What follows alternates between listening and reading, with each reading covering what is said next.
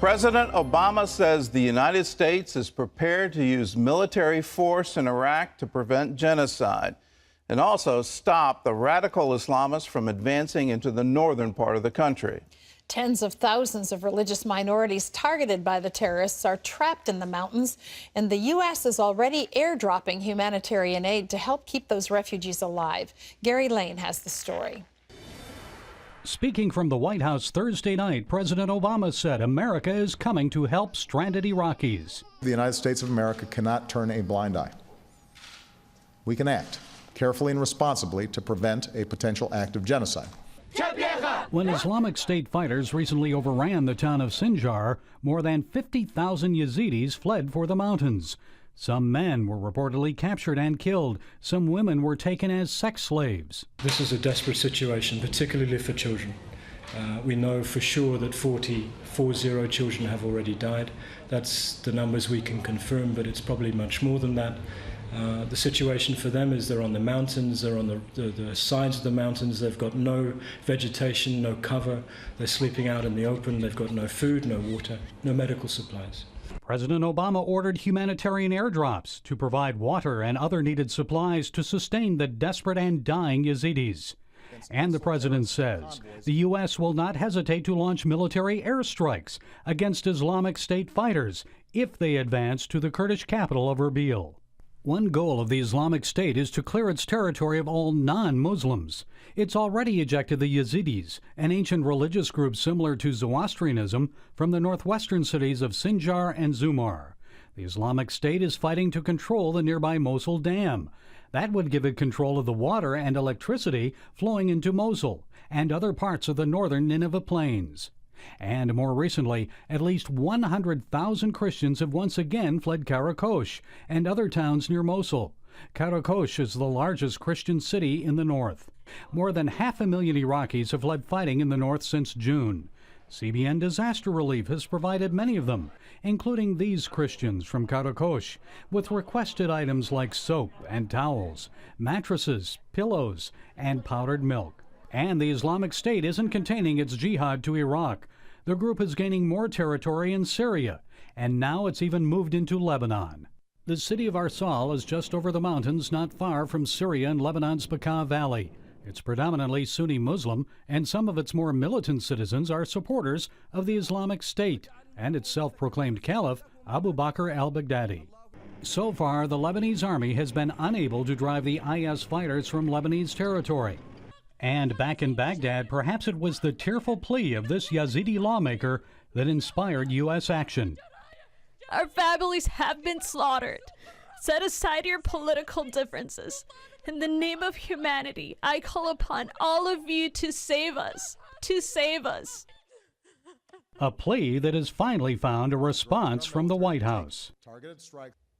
Well, Gary Lane is with us here for more on this story. Gary, we heard that tearful plea. Yes. What's the reality on the ground here? Reality on the ground is you still have at least 25,000 Yazidis in the mountains. They're exposed to the elements. Many are starving. Many are without water. The U.S. is starting to do some airdrops, but it's not going to be enough. What we need to do is get them out of the mountains and into safe shelters. We heard reports last month of this same group, ISIS, crucifying Christians in Syria.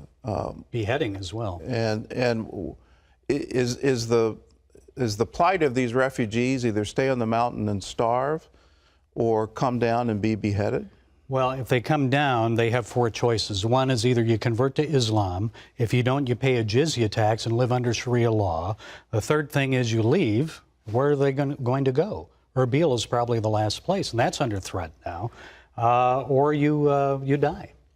Well, what's the strategic importance of this dam in Mosul?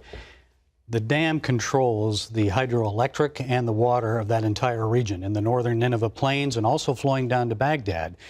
So what the Islamic State wants to do is control the electric. They want to control the water. Now, if they feel threatened, who's to say they won't blow up the dam? If that happens, you'll have the whole area will be flooded, and also all the way down to Baghdad because it's all along the Tigris River. The Tigris River will overflow its banks, and even in Baghdad, they'll have flooding. In terms of a regional conflict? How big of a threat do you see here? I mean, you look at this group, and it's rare to see an alliance of other Muslims against them, but Saudi Arabia has now pledged $1 billion to help Lebanon with its armed forces resist it. Iran is saying that these guys are real trouble. If you think we're bad, these guys are worse. And they're mobilizing. What's the regional threat? Well, this group has replaced al-Qaeda probably as the most serious threat in the region. They now control 1/3 of Syria. They control 1/4 of Iraq. And now they're already moving in Lebanon, as we had in that report. They're causing problems there in a town called Arsal. And they're still there. What are we going to do about it? Now, what many of the Kurdish people that I talked to when I was there about a month ago said, they said two things. Number one, the U.S. needs to support the Peshmerga, that's the Kurdish military, give them heavy arms and weapons. Their weaponry is outdated.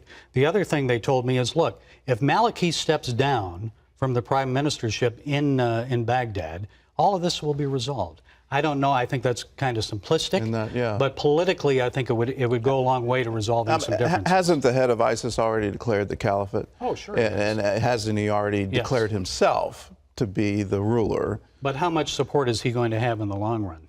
That's the key. Now, what I was told by people in Iraq when I was there is that the caliph is receiving support from some of the former Ba'athist people. Because Maliki has kept all the oil money for the Shias and also for his cronies and his people. Nothing has gone in to develop the western part and the northern part of the area where the Sunnis are. And they want a piece of the pie. Do you think limited airstrikes is going to work? No. Is that going to help at all? Well, I think that would help deter them from the Islamic State forces from moving into Erbil, if we did that to keep them out of there. But in the long run, no. All right. Well, Gary, thank you for being with us. This is a serious situation. Yes. Whenever you see Saudis and Iranians allying together against a group, that shows you how serious it is. If you want to know more about Islam, ISIS is Islam in its raw state. This is, when they proclaim a caliphate, they're not joking. They really mean it. And when they go in to cleanse an area from non-Muslims, they really mean it too. They're not playing games. And when you see crucifixions, when you see beheadings in the name of Allah, you need to get informed on what is that about? What's the basis for this? We've got something for you. It's called Islam, Religion of Peace or War. It's free for you. All you have to do is call us and we'll send it to you. Here's a quote from it. "We are not afraid of death, but we desire it. How wonderful death is. Let us die in redemption for Muslims. Jihad is our course of action, and death in the cause of Allah our most precious wish." Get informed that we're in literally a war of ideas, and what your ideas about God. If you think dying in the name of Allah is your ticket to heaven, you need to think again. We need to be informed about what they really believe. So if you want it, just give us a call. We can email it to you or mail it to you, or you can download it from cbn.com. Well, in other news, the World Health Organization is now calling the Ebola epidemic an international health emergency. John Jessup has that story from our news bureau in Washington. John? Gordon, the World Health Organization took that action after a rare two-day meeting. The WHO is calling for an extraordinary response to stop the disease from spreading. Meanwhile, members of Congress held a hearing about the disease's devastation, hearing directly from the leaders of Samaritan's Purse and SIM. Those are the Christian organizations whose missionaries contracted Ebola. There is no way to count all the people dying of Ebola in the villages and in the remote areas. If we do not fight and contain this disease in West Africa, we will be fighting this disease and containing it in multiple other countries around the world. And the truth is, the cat is most likely already out of the bag. Isaac added, "I think we're going to see the death toll in numbers we can't even imagine right now."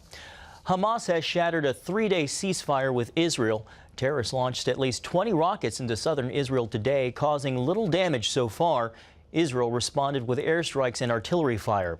Hamas said it would resume attacks if Israel doesn't end a blockade of Gaza's seaport. Well, you soon may have private email at home that's truly private. Yahoo and Google are working together to come up with an email system that's secure from hackers and government officials. A Wall Street Journal report says the email would be so well protected that even email providers themselves wouldn't be able to decrypt and read the messages. This project comes as web businesses are trying to come up with ways to protect private communications from internet spying. And Gordon, the fact that you have these two giant competitors working collaboratively together signals just how seriously they're taking this privacy issue. They are taking it seriously, which is good news, but at the same time, we need to learn the lesson of LavaBit. That was the email company that was used by that famous leaker, Snowden, and they were issued a subpoena for their keys, the encryption keys, and instead of turning them over, they made a decision to go out of business and shutter it. So we can talk privacy, but at the end, can Uncle Sam get those encryption keys by way of a subpoena?